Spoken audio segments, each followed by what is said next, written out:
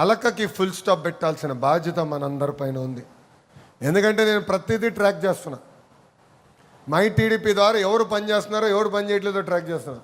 పొరపాటున మీరు అలిగి ఇంట్లో పడుకుంటే మటు కర్ర పట్టుకుని మేము వస్తామండి, బయట లాక్కుంటాం. అరే ఇది మన కుటుంబం, ఇది మనం కుటుంబం లాంటి వాళ్ళం. మనం మాట్లాడుకోవాలి, సమస్యలు ఏమైనా ఉంటే మనం చర్చించుకోవాలి. నేనన్నా మిమ్మల్ని కన్విన్స్ చేస్తా, మీరన్నా నన్ను కన్విన్స్ చేసిన తర్వాతనే మనం బయటికి వెళ్ళాలి తప్ప బయట మాట్లాడాల్సిన అవసరం మన ఎవరికి లేదు. ఇది ఇక్కడున్న కార్యకర్తలందరూ గుర్తుపెట్టుకోవాలని కోరుకుంటున్నా. పాదయాత్రలో చాలామంది అడిగారు, పనిచేసే వాళ్ళని పనిచేయని వాళ్ళ మధ్యన తేడా చూపించాలి మీరు. ఆనాడే చెప్పా, టెక్నాలజీతో మిమ్మల్ని జోడిస్తాం, పనిచేసే వాళ్ళని ప్రోత్సహిస్తామని చెప్తాం కూడా జరిగింది. ఇక్కడ అడుగుతున్నా, ఎంతమందికి ఇప్పుడు మై టీడీపీ యాప్ ఉందో చేతుల పైకి ఎత్తండి. వాడుతున్నారా? ఇన్ఫర్మేషన్ అంత వస్తుంది కదా. మీరు పార్టీ కోసం చేస్తున్న ప్రతి పని మై టీడీపీ యాప్ ద్వారా మాకు తెలియజేయాల్సిన బాధ్యత ఉంది. ఎందుకంటే 46,000 బూతులు, ప్రతి బూత్లో ఏ కార్యక్రమం జరుగుతుందో మేము చూడాలంటే ఏదో టెక్నాలజీ మార్గం అనేది అవసరం. ఇక్కడ కొంతమంది సీనియర్లు ఉన్నారు. 1982లో సభ్యత్వం అంటే పుస్తకాలు వచ్చేది, నీట్గా మీరు ఇంట్లో కూర్చొని అన్నీ నింపేసేవారు, ఊరిలో ఉన్న అందరి పేర్లు నింపేసేవారు. అలాంటిది ఇప్పుడు వాట్సాప్ తీసుకొచ్చాం. సింపుల్గా మీరు మీ ఇంట్లో కూర్చొని సభ్యత్వం తీసుకోవచ్చు, కార్డు మీ బూత్కి పంపిస్తాం కూడా జరిగింది. సో టెక్నాలజీ మార్గం వచ్చింది. నెట్ఫ్లిక్స్ వాడతారు కదా, యూట్యూబ్లో వీడియోలు చూస్తారు, స్విగ్గీ జొమాటోలో భోజనం ఆర్డర్ ఇచ్చుకుంటారు. మళ్ళీ పార్టీలో ఉన్నప్పుడు మై టీడీపీ వాడుకోవాల్సిన బాధ్యత ఇక్కడున్న మీ అందరిపైన ఉంది. అది చూసే చంద్రబాబు నాయుడు గారు పనిచేసిన వాళ్ళకి పనిచేయని వాళ్ళ మధ్యన డిసైడ్ చేస్తున్నారు. వేదికమైన మేము అందరం కేవలం ప్రతిపాదించగలుగుతాం, ఈ పదవికి లోకేష్ మంచోడని ప్రతిపాదించగలుగుతాం. కానీ చివరిగా చంద్రబాబు నాయుడు గారు మీ సభ్యత్వ నంబర్ కొడితే మీ చరిత్ర మొత్తం వచ్చేస్తుంది. 2014 నుంచి ఎవరు పనిచేసినారు, ఎన్నిసార్లు సభ్యత్వం తీసుకున్నాడు, పిలిపించిన కార్యక్రమం చేశారా లేదా, ట్రాన్స్పరెంట్గా ఆయన తెలిసిపోతుంది. సో దయచేసి ఇది గుర్తుపెట్టుకోవాలి. సామాన్య కార్యకర్తలు గుర్తించాలి. వాళ్ళని ఏకంగా పాలిట్ బ్యూరోకి తీసుకెళ్ళే లక్ష్యంతో మేము పనిచేస్తున్నాం. అందుకే ఎప్పుడు లేని విధంగా పార్టీ చరిత్రలో మొదటిసారి ఈరోజు రిలీజ్ అయిన కమిటీలో ఒక క్లస్టర్ ఇన్ఛార్జ్, ఒక మండల పార్టీ అధ్యక్షుడు కూడా పాలిట్ బ్యూరోకి వస్తాం జరిగింది. అందరం పనిచేద్దాం. పార్టీ పిలిపించిన ప్రతి కార్యక్రమాన్ని మై టీడీపీ ద్వారా పార్టీకి తెలియజేయాలని ఇక్కడున్న మిమ్మల్ని అందరినీ కోరుతున్నాం. ఎందుకంటే ఆవిర్భావ దినోత్సవం అప్పుడు బాగా పనిచేసే వాళ్ళు గుర్తించారు. కొంతమంది నా పైన అలిగారు, అలక ఉంది కదా, అలాగే ఫోటోలు దిగితేనే చాలా అని అడిగారు. మై టీడీపీ అనేది ఫోటోల కోసం కాదు, ఎవరు పనిచేశారో తెలుసుకునేదానికి. దాంట్లో భాగంగా ఒక ఫోటో అప్లోడ్ చేయమని మేము చెప్తాం. లేదంటే పనిచేసినోడికి పనిచేయనోడు తేడా తెలియదు. జనరల్గా నేను గమనించింది ఒక విషయం ఉందండి, పనిచేసిన కార్యకర్త ఏనాడు మాట్లాడు, పని చేసుకుంటూ వెళ్తాడు, పని చేయనాడు నాపైన యుద్ధం చేస్తాడండి. మొన్న ఒకడు పెట్టాడు, నేను పార్టీ ఆవిర్భావం నుంచి ఉన్నా, డూమ్ డామ్ తప్పకని పెట్టి సభ్యత్వ నంబర్ పెట్టాడు. ఏమో పెద్ద అయినా, చాలా పెద్ద అయినా అనుకుని వెళ్ళి సభ్యత్వ నంబర్ కొడితే కరెక్ట్గా 24 సభ్యత్వం ఒకటే తీసుకుని ఉన్నాడు ఆయన, నా పైన యుద్ధం చేస్తున్నాడు. సో పనిచేసే వాళ్ళు గుర్తించాల్సిన బాధ్యత ఉంది, కానీ పనిచేసినట్టు తెలియజేయాల్సిన బాధ్యత మీ పైన ఉంది. ఒక వ్యవస్థ అది. అందుకే మై టీడీపీని రూపొందించాం. దాంట్లో మీరు అందరూ భాగస్వామ్యం అవ్వాల్సిన అవసరం ఉంది. ఇంకో పక్కన పులివెందుల ఎమ్మెల్యే గారు కూడా ఉన్నారు. ఆయనకి ఈ మధ్యన సిసిడి జబ్బు వచ్చిందండి. సిసిడి, క్రెడిట్ చోరీ డిసార్డర్, క్రెడిట్ చోరీ జబ్బు. హాస్లర్ మిత్తల్ ఆంధ్ర రాష్ట్రానికి వస్తుందంటే ప్రెస్ మీట్ పెట్టి అది పక్క రాష్ట్రంకి వెళ్ళిపోయింది, లోకేష్ అబద్ధం చెప్పాడంటాడు. మళ్ళీ కొబ్బరికాయ కొట్టి శంకుస్థాపన అయిన తర్వాత నేనే తీసుకొచ్చాను, 4 సంవత్సరాల క్రితం ఆ కంపెనీ వాళ్ళు కలిశానని చెప్తాడు. ఎంత అన్యాయమో చూడండి. ఊరూరు తిరిగా ప్రతి నియోజకవర్గంలో చెప్పా, ఎవరైతే ప్రజల్ని కార్యకర్తలు ఇబ్బంది పెట్టారో వాళ్ళపైన యాక్షన్ తీసుకుంటున్నా, వాళ్ళ పేర్లు ఎర్ర బుక్లో ఉన్నాయని నేను ఆనాడు ప్రజలు చెప్పా. అందుకే మమ్మల్ని గెలిపిస్తాం జరిగింది. కానీ మేము రాజారెడ్డి రాజ్యాంగం అమలు చేయట్లేదా? అమర్నాథ్ గౌడ్ లాంటి చిన్నారిని పెట్రోల్ పోసి మేము తగలబెట్లా. అబ్దుల్ సలాం లాంటి కుటుంబాన్ని మేము వేధించి ఆత్మహత్య చేసుకునే పరిస్థితి తీసుకురాలా. తోట చంద్రయ్య ఏం తప్పు చేయని వ్యక్తిని నడివీధిలో మేము చంపలా. అది రాజారెడ్డి రాజ్యాంగం చేసింది. ఆ సైకో ప్రజలకి మనం తెలియజేయాలి. 10 సార్లు చెప్పాలి. ఎందుకంటే మంచి రోజులు వచ్చినాయి. పోలీస్ సోదరులందరూ సెల్యూట్ కొడుతున్నారు. అమ్మయ్య అనుకుంటే చాలా ఇబ్బంది పడతాం. మనలో కసి పోకూడదు. మనలో ఎప్పుడు ఆకలి అనేది ఉండాలి. మిమ్మల్ని అందరినీ పరిగెత్తిచ్చే బాధ్యత కూడా నేను తీసుకోబోతున్నా. ఇంకా చంద్రగిరి నియోజకవర్గంకి వచ్చేగల పెద్దలు అన్నట్టు వేదికమైన ఒక పులి ఉన్నాడు. కానీ నేను అనుకునేది వేదికమైన పులి కన్నా వేదికమైన ఉన్న పులులు చాలా ఉన్నాయి. ఎందుకంటే మీరు భయపడలా కేసులకి, మీరు భయపడలా జైలు గురించి. కేసు పెడితే పెట్టుకోబో అన్నారు, జైలుకి పంపిస్తా పంపించు నేను వస్తానని చెప్పారు. ఒక్క క్షణం కూడా వెనక్కి తిరిగి చూడాల. అహర్నిశలు మీరు కష్టపడ్డారు, పని చేశారు. ఆంధ్ర రాష్ట్రంలో ఈ పులి 3వ స్థానంలో ఉంది. దేంట్లో? కేసుల్లో 3వ స్థానంలో ఉంది పులి. మొదటి స్థానంలో జేసీ ప్రభాకర్ రెడ్డి గారు తాడిపత్రిలో ఉన్నాడు పులి. ఆగ్రనైనా ఆగడు, తగ్గేదే లేదని దాడి చేస్తాడు. ఇంకొక ఆయన ఉన్నాడు చింతమనేని ప్రభాకర్ పైన second highest case. Third highest case మన పులి పైన ఉంది. సుమారుగా 37 కేసులు. నిలబడ్డాడు. ఒక వారం జైలుకి వెళ్ళాడు.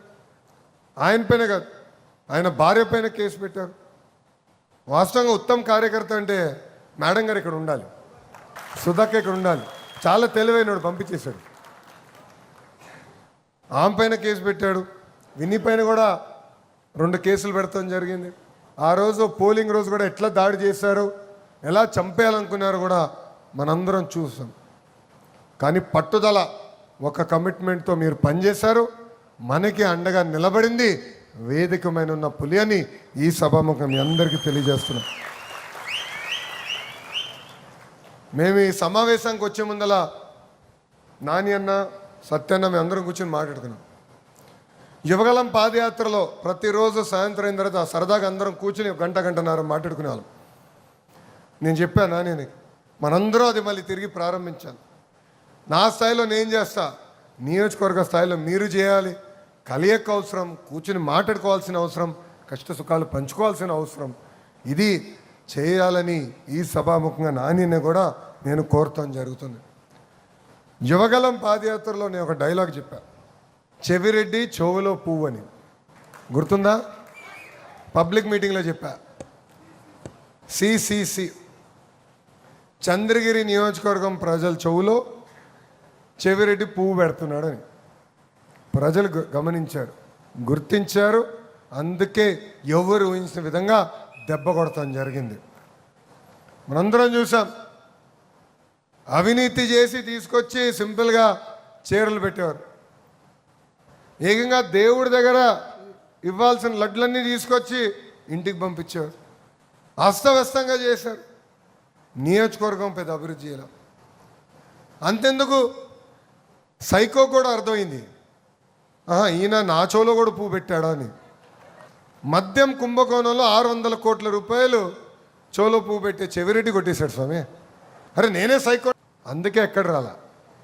అలా అని మనం ధీమాగా ఉండి లైట్గా తీసుకుంటే ఇబ్బంది పడిపోతాం. 3 రోజుల క్రితం చూసాం,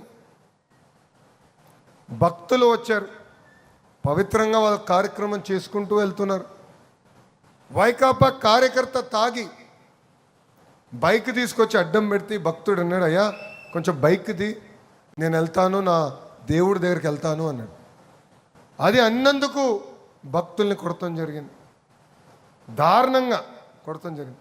ఈ సభాముఖంగా చెవులో పువ్వు పెట్టిన చెవిరెడ్డి నేను ప్రశ్నిస్తున్నా. మీరు ఆ భక్తులకి క్షమాపణ చెప్పాల్సిన అవసరం ఉంది. లేదంటే మేమైతే మిమ్మల్ని వదిలిపెట్టాం, మీ ప్రతి కార్యకర్తను వదిలిపెట్టాం. దేవుడేంటో చూపించే బాధ్యత నేను తీసుకుంటా. మీరు ఇలాంటి యదవ పనులు చేసే వెంకటేశ్వర స్వామి 151 సీట్లు 11 చేశాడు. అయినా మీకు బుద్ధి రాలేదు. ఏం తప్పు చేయని భక్తులపైన మీరు దాడి చేస్తే చూసుకుంటా ఈ ప్రభుత్వం ఊరుకోదు, తగిన మూల్యం చెల్లించాల్సి వస్తుందని ఈ సభాముఖం వాళ్ళకి హెచ్చరిక జారీ చేస్తున్నాం. ఇంతేకాదు, మన అధికారంలోకి వచ్చిన తర్వాత మన పులి నన్ను ఎప్పుడు వెంటాడుతూనే ఉంటాడు. ఎప్పుడు అమరావతికి వచ్చినా వెయిట్ వచ్చినట్టు ఉంటాడు, రెడీగా ఉంటాడు. నాకు ఈ బ్రిడ్జ్ కావాలి, ఈ రోడ్ కావాలి, ఈ స్కూల్ పనులు పెండింగ్ ఉన్నాయి, మీరు చేయాలి, ఆ రోజు మీరు హామీ ఇచ్చారని నన్ను వెంటాడుతున్నాడు. ఇప్పటికీ సుమారుగా 900 కోట్ల రూపాయలు ఖర్చు పెట్టి అనేక అభివృద్ధి కార్యక్రమాలకి మన పులి శ్రీకారం చుట్టారు. చేయాల్సిన అవసరం ఇంకా ఉంది. 22 నెలలైంది అధికారంలోకి వచ్చి. ఒక పక్కన రోడ్లు వేయాలి, డ్రైన్లు కట్టాలి, బ్రిడ్జ్లు వేయాలి. ఎందుకంటే గడిచిన 5 సంవత్సరాలు కనీసం గుంటలు కూడా పూడ్చలేవాలి. సో అనేక అభివృద్ధి కార్యక్రమాలు చేయాల్సిన అవసరం ఉంది. ఒక పద్ధతి ప్రకారం మనందరం కలిసికట్టుగా ముందరికి వెళ్ళాలి. అభివృద్ధి సంక్షేమం 2 జోడెద్దుల బండిగా ముందలు తీసుకెళ్ళాలి. కానీ కార్యకర్తలు కూడా నేను కోరేది, ఒక సంక్షేమం అభివృద్ధితో పాటు పార్టీ సిద్ధాంతాలు మనం గుర్తుపెట్టుకోవాలి. ఇక్కడున్న క్లస్టర్ ఇన్ఛార్జెస్ అందరికీ తెలుసు, ట్రైనింగ్లో 6 శాసనాల గురించి పదే మేము మాడుతున్నాం. ఎందుకంటే జీవితంలో అనేక నిర్ణయాలు మనం తీసుకోవాల్సి వస్తుంది. తీసుకోవాల్సి వచ్చినప్పుడు 6 శాసనాలు ఒక్కసారి ఆలోచిస్తే మనకి మార్గం దొరుకుతుంది. సో సిద్ధాంతపరంగా మన పార్టీని బలోపేతం చేసుకోవాలి, కలిసికట్టుగా ముందరికెళ్ళాలని ఇక్కడున్న కార్యకర్తలందరికీ నేను పిలిపిస్తున్నా. అంతేకాకుండా మన పులి అడిగాడు మా నియోజకవర్గానికి కొన్ని పరిశ్రమలు తీసుకురామని. తప్పనిసరిగా ఆంధ్ర రాష్ట్రానికి పెద్ద ఎత్తున పెట్టుబడులు వస్తున్నాయి. మన చంద్రగిరి నియోజకవర్గానికి, మా కుటుంబానికి అచ్చొచ్చిన నియోజకవర్గానికి తప్పనిసరిగా పరిశ్రమలు తీసుకొచ్చే బాధ్యత నేను తీసుకుంటానని మన పులికి నేను హామీ ఇస్తూ, మొన్న జరిగిన ఎన్నికల్లో మనందరం 3 పార్టీలు కలిసికట్టుగా పోరాడాం. Telugu Desam party, Janasena party, Bharatiya Janata party 3 పార్టీలు కలిసికట్టుగా పోరాడాం. మనం ఈరోజు ఒక కుటుంబం లాంటి వాళ్ళం. సమస్యలు ఉండొచ్చు, కానీ ఆ సమస్యలు మనమే కూర్చుని పరిష్కరించుకోవాలి. పవన్ అన్న చాలా స్పష్టంగా చెప్తున్నారు, 1 కాదు 2 కాదు 3 టర్ములు తిరిగి ఎన్డీఏ అధికారంలోకి రావాలి. అప్పుడే దారి తప్పిన రాష్ట్రం సరైన దారిలో పెడతాను. నేను ఒకరోజు ఢిల్లీకి వెళ్ళి అక్కడ ఒక ఇండియా టుడే కాన్క్లేవ్లో మాట్లాడుతూ అతను అడిగాడు, మీరు మళ్ళీ గెలుస్తారని. తప్పనిసరిగా 29 మేము అధికారంలోకి వస్తున్నాం, ఈ కారణాలు అని చెప్పాను. అప్పుడు పవన్ అన్న నాకు ఫోన్ చేశాడు, అరే 29 ఒకటే చెప్పావేంట్రా అన్నాడు. అదేంటన్నాడు, 3 సార్లు మనం వస్తున్నాం చెప్పాలి రా భయ్, 29 కాదు 3 సార్లు మనం వస్తున్నాం. అది మనకున్న బంధం. ఈరోజు ఆంధ్ర ప్రజలు ఏం కోరినా ఆ కోరికలు తీర్చున్నారు గౌరవ ప్రధానమంత్రి నరేంద్ర మోడీ గారు. విశాఖ ఉక్కు ప్రైవేటీకరణ జరగకుండా చూశారు. విశాఖపట్నానికి రైల్వే జోన్ తీసుకురావాలన్నాం, ఆయన శాంక్షన్ చేశారు. ఆగిపోయిన అమరావతి పనులన్నిటికీ నిధులు ఇచ్చారు, పనులు ప్రారంభించాం. పోలవరంగా ప్రతి రూపాయి కేంద్ర ప్రభుత్వం ఇస్తుంది. అంతేకాదు, ఎవరిని వచ్చి భారతదేశంలో పెట్టుబడులు పెట్టాలనుకుంటే మంచి రాష్ట్రం ఉంది, ఆంధ్ర రాష్ట్రాన్ని కూడా వెళ్ళి పెట్టుబడులు పెట్టండి అని ఏకంగా ప్రధానమంత్రి గారే ఆయన దారి చూపిస్తున్నారు. భారతదేశంలో ఏ రాష్ట్రానికి రాజధానికి చట్టబద్ధత లేదు, కానీ ఒక ఆంధ్ర రాష్ట్ర ప్రజలు కోరారని ఏకంగా ప్రధానమంత్రి గారే స్వయంగా అది పార్లమెంట్కి తీసుకెళ్ళి పాస్ చేపిస్తాం జరిగింది. 47,000 కోట్ల లోటు బడ్జెట్, అనేక ఇబ్బందులు ఉన్నాయి. కానీ ఇవన్నీ అధిగమించుకుని మనం ముందరికి వెళ్తున్నాం అంటే కేంద్ర ప్రభుత్వం సహకారం కూడా మనకుంది. అందుకే 3 పార్టీలు కలిసికట్టుగా పనిచేద్దాం. సమస్యలు ఏమున్నా మన పులి దగ్గర తీసుకురండి, అధ్యక్షుల దగ్గర తీసుకురండి, ఇన్ఛార్జ్ మార్చుల దగ్గర తీసుకురండి. ఏమున్నా ఆయనకి చెప్పండి, ఎప్పుడు నవ్వుతూ చేస్తాడు, ఇసుక్కోడు. కలిసి మన సమస్యలు పరిష్కరించుకుంటాం తప్ప రోడ్డు పైన ఎక్కాల్సిన అవసరం లేదు. 1 కాదు 2 కాదు కనీసం 3 టర్ములు కలిసికట్టుగా పనిచేసి ఈ పసుపు జెండా ఎగిరితేనే ఆంధ్ర రాష్ట్రాన్ని మనం అభివృద్ధి చేసుకోగలుగుతాం, ఆంధ్ర రాష్ట్రాన్ని ముందలు తీసుకెళ్తాం. గుజరాత్ చూడండి, ఒరిస్సా చూడండి, కంటిన్యూస్గా ఒక్క ప్రభుత్వం ఉంది కనుకనే అద్భుతంగా అభివృద్ధి చేసి మనం ముందలు వెళ్తున్నాం. మనకు కూడా అది చాలా అవసరమని ఉందని ఇక్కడ ఉన్న కార్యకర్తలందరూ తెలుపుకుంటూ వాస్తవంగా ఈరోజు నా అదృష్టంగా భావిస్తున్నా. ఎందుకంటే కోటి సభ్యులున్న పార్టీకి ఒక వర్కింగ్ ప్రెసిడెంట్గా జాతీయ అధ్యక్షులు చంద్రబాబు నాయుడు గారు నన్ను నియమించడం జరిగింది.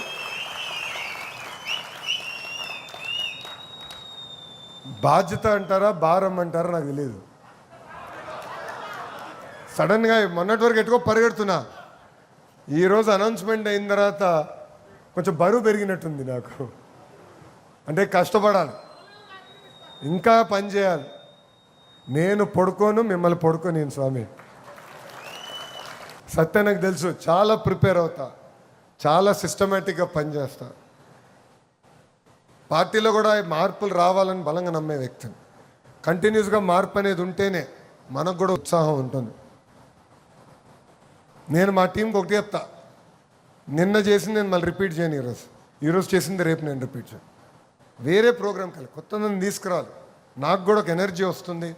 అప్పుడే నేను కార్యకర్తలు కూడా ఉత్తేజపరచగలుగుతానని నేను చెప్తాం జరుగుతుంది. ఇది మనందరం గుర్తుపెట్టుకోవాలి. ఈరోజు నిజంగా నా అదృష్టమైన రోజు. అది కూడా పవిత్రమైన భూమి చంద్రగిరికి వచ్చినప్పుడు నాకు అవకాశం జాతీయ అధ్యక్షులు వారు ఇచ్చారు. పనిచేస్తా, కష్టపడతా, ఎప్పుడు కార్యకర్తలకి నేను మా టీం మొత్తం అందుబాటులో ఉంటుంది.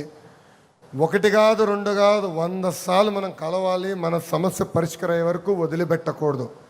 అంతేగాని అలిగే మట్టుకు ఇంట్లో పడుకుంటే నేనే వస్తాను, మీ లోకేష్ వస్తాడు, మిమ్మల్ని మీ ఇంటి నుంచి బయటికి తీసుకొచ్చి పని చేపిస్తాడని ఈ సభాముఖం మీ అందరు తెలుపుకుంటూ, నాకింత అద్భుతమైన అవకాశం ఇచ్చిన తెలుగుదేశం పార్టీ కార్యకర్తలందరికీ పేరు పేరున నా ఉదయపూర్ ధన్యవాదాలు తెలుపుకుంటూ మీ అందరి దగ్గర నుంచి సెలవు తీసుకుంటున్నాను.